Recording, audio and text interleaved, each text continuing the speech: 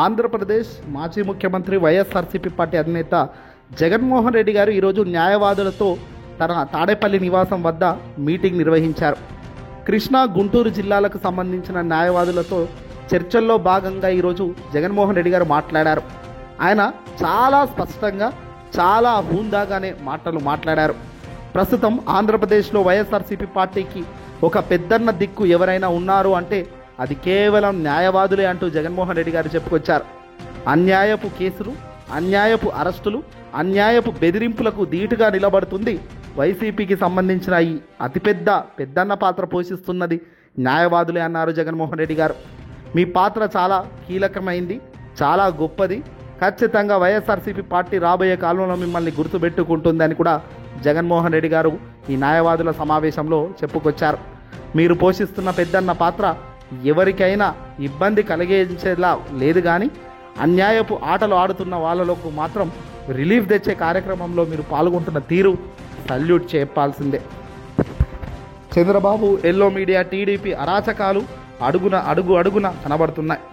అమ్మైనా అన్నం పెట్టదు అన్నట్టుగా, కోరకపోతే దేవుడైనా కూడా వరం ఇవ్వడు అన్నట్టుగా, పిటిషన్ వేయకపోతే, న్యాయస్థానంలో మీరు నిలబడలేకపోతే నిజంగా న్యాయం అనేది కూడా దక్కే పరిస్థితే ఉండదని జగన్మోహన్ రెడ్డి గారు అంటుంటే న్యాయవాదులు చప్పట్లు కొట్టారు. ఈ కలియుగం అన్నది ఏమిటి అన్నది తాజాగా చంద్రబాబు నాయుడు గారి పరిపాలన చూస్తే అర్థమవుతుంది. 14 నెలల్లో బహుశా ఇదేనా కలియుగం అని చెప్పి అనిపించే పరిస్థితి ఎవరికైనా కూడా అనిపిస్తుంది ఈ పరిపాలన, ఈ రాజకీయం చూస్తుంటే. ఇంతటి దారుణంగా అధికారాన్ని వాడుతూ, ఇంతటి దారుణంగా న్యాయం లేదు, ధర్మం లేదు, కేవలం తమకు గిట్టని వాళ్ళు ఎవరైనా ఉంటే, తమకు నచ్చని వాళ్ళు ఎవరైనా ఉంటే, తమకు వ్యతిరేకంగా స్వరం వినిపిస్తే వాళ్ళని ఎవరైనా ఉంటే తట్టుకునే పరిస్థితి లేదు, ఈరోజు జీర్ణించుకునే పరిస్థితి లేదు. చంద్రబాబు, టీడీపీ ఎలాగైనా తీసుకొని పోయి వాళ్ళని జైల్లో వేసే కార్యక్రమాలు జరుగుతున్నాయి. ఎలాగైనా తీసుకొని పోయి వాళ్ళని చిత్రహింసలు పెట్టాలని, ఎలాగైనా కూడా వాళ్ళను పరువు తీయాలి, ప్రతిష్టతను దెబ్బతీసే కార్యక్రమాలు చేస్తూ పోతున్న ఈ నీచమైన సంస్కృతి ఈరోజు మనం చూస్తున్నామని జగన్మోహన్ రెడ్డి గారు చెప్పుకొచ్చారు. ఒక మనిషిని జైల్లో పెట్టడము అని అంటే తన పరువును, తన ప్రతిష్టలతో ఆడుకోవడం కాదా? అవన్నీ తెలిసిన వ్యక్తి చంద్రబాబు నాయుడు గారు. అయినా ఏ తప్పు చేయకపోయినా, ఏ బురద అంటకపోయినా లేని తప్పులను సృష్టిస్తూ, ఆ తప్పులను ఎత్తి చూపిస్తూ దొంగ అని సాక్ష్యాధారాలను క్రియేట్ చేసి మరి వాళ్ళని జైల్లో పెడుతున్నారు, ప్రలోభాలు పెడుతున్నారు. ఇది కరెక్ట్ కాదన్నారు జగన్మోహన్ రెడ్డి గారు. వరుస పెట్టి చెబుతున్నా, అధికారం మన వైపు వచ్చినప్పుడు ఈసారి వైఎస్ఆర్సీపీ పార్టీ 2.0 మాత్రం చాలా వేరుగా ఉంటుందని మళ్ళీ జగన్ అన్నారు. జగన్ 2.0లో మాత్రం పార్టీకి సంబంధించి కష్టపడిన ప్రతి ఒక్కరిని గుర్తించే కార్యక్రమం ఖచ్చితంగా చేస్తుందని, అది న్యాయవాదులైనా ఎవరైనా ఖచ్చితంగా పార్టీ గుర్తిస్తుంది, క్రియాశీలకమైన గౌరవం కూడా వాళ్ళకు అందిస్తుంది అని జగన్ చెప్పుకొచ్చారు. ఎందుకంటే కష్టకాలంలో తోడుగా నీడగా పెద్దన్న పాత్ర పోషిస్తుంది న్యాయవాదులే.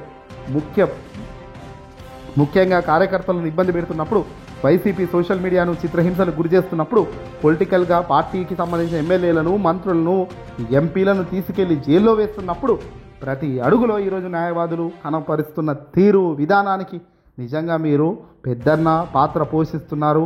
అతి గొప్ప స్థానంలోనే మీరు ఎప్పుడు నా గుండెల్లో ఉంటారు అని జగన్ చెప్పుకొచ్చారు. ఇక ఇదే సందర్భంగా జగన్మోహన్ రెడ్డి గారు త్వరలో రాబోతున్న యాప్ గురించి కూడా చెప్పారు. ఈ యాప్లో ప్రతి ఒక్కరూ ఎవడెవడైతే మీకు అన్యాయం చేశాడో వాడి డీటెయిల్స్ యాప్లో ఇన్వాల్వ్ చేస్తే చాలు, ఆధారాలు అప్డేట్ చేస్తే చాలు, నెక్స్ట్ ఆ డేటా మొత్తం మనకు గ్లోబల్ సర్వర్, వైసీపీ గ్లోబల్ సర్వర్లోకి వచ్చేస్తుంది. అనంతరం మనం అధికారంలోకి వచ్చినప్పుడు చట్టం ముందు నిలబెట్టడమే కాదు, తప్పు చేసిన వాడి తాట తీయడం ఎలాంటి పరిస్థితులు వస్తాయో రాబోయే రోజుల్లో చూపిస్తామని జగన్ చెప్పుకొచ్చారు. వాస్తవానికి వైఎస్ఆర్సీపీ పార్టీ అధినేత జగన్ చాలా ఎమోషనల్గా, చాలా గట్టిగా డిసైడ్ అయ్యాడు ఒకటి అనేది క్లియర్గా తెలుస్తుంది. వాళ్ళు ఏదో అరెస్ట్ చేస్తారనో, వాళ్ళు ఏదో ఇబ్బంది పెడతారనో, వాళ్ళు ఏదో భయపెడతారని మాత్రం తాను ఎక్కడ అనుకోవడం లేదు. ఎట్ ఎనీ కాస్ట్ టైంను మాత్రం అనుసరిస్తూ పోవాలి. మన వైపు టైం తిరిగినప్పుడు మాత్రం మనం చూపించే రుచి మాత్రం జీవితకాలం గుర్తుండిపోయేలా ఖచ్చితంగా ఉంటుందనడంలో సందేహమే లేదు. ఈ వీడియోని అసలు లైక్ కొట్టి షేర్ చేయండి. చంద్రబాబు చేస్తున్న కరప్షన్ దారుణాల గురించి కూడా ఇక్కడ ఈ సందర్భంగా జగన్ మాట్లాడారు. ఇసుక ఫ్రీ అంటూనే మనకన్నా డబుల్ రేటుకు ఇసుకను అమ్ముతున్నారు. పక్క రాష్ట్రంలో, తెలంగాణ రాష్ట్రంలో మద్యం